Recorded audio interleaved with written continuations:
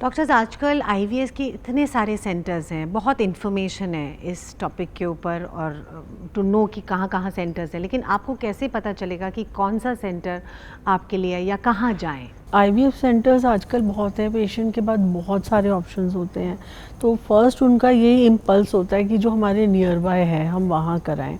But I would like to say ये सबसे important है जाने की।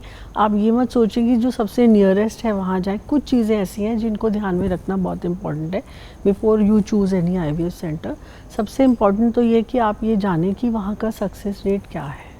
तो प्रेगनेंसी रेट के साथ साथ एक होता है कैरी होम बेबी रेट। तो सिर्फ प्रेगनेंसी देना ही काफ़ी नहीं है, आगे वो 9 मंथ्स भी चलने चाहिए। उसके वो सेंटर का कैरी होम बेबी रेट क्या है, that is I think the most important criteria.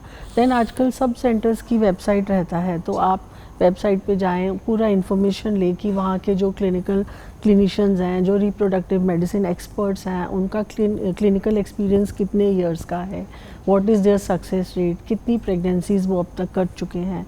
तो ये जानना बहुत इम्पॉर्टेंट है। वहाँ की जो टीम है, जो डॉक्टर्स की, एम्ब्रियोलॉजिस्ट की टीम है, उनका एक्सपीरियंस कितना है।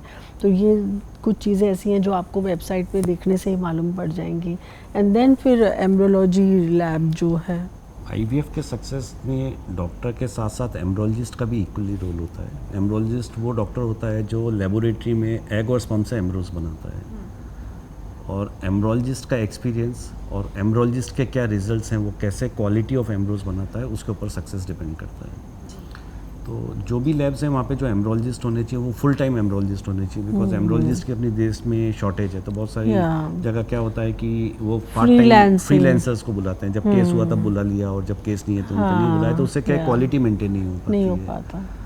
और साइमल्टेनियसली जो लैब है वो लैब की क्वालिटी क्या है, वेबसाइट पे देखिए कि उनके पास क्या क्या इक्विपमेंट्स अवेलेबल हैं, क्या क्या टेक्निक्स उनके पास अवेलेबल है, और कितने साल से वो काम कर रहे हैं, कितने सालों में उन्होंने आज तक कितने आईवीएफ प्रोसीजर्स किए हैं, और उसमें से कितने उन्होंने कैरी होम बेबी रेट दिए हैं। तो वो एक बहुत इंपॉर्टेंट क्राइटेरिया है इसके अंदर, बिकॉज आपको एक क्वालिटी चेक करना ज़रूरी है, बिकॉज ये एक बहुत एक्सपेंसिव प्रोसीजर है। बिकॉज 1.5 या 2 लाख रुपए खर्च करना जिसमें रिजल्ट गारंटेड नहीं है, तो उसके अंदर हमें हमेशा ऐसे सेंटर को सेलेक्ट करना पड़ेगा जहाँ आप अपने रिजल्ट्स को मैक्सिमाइज़ कर सकें।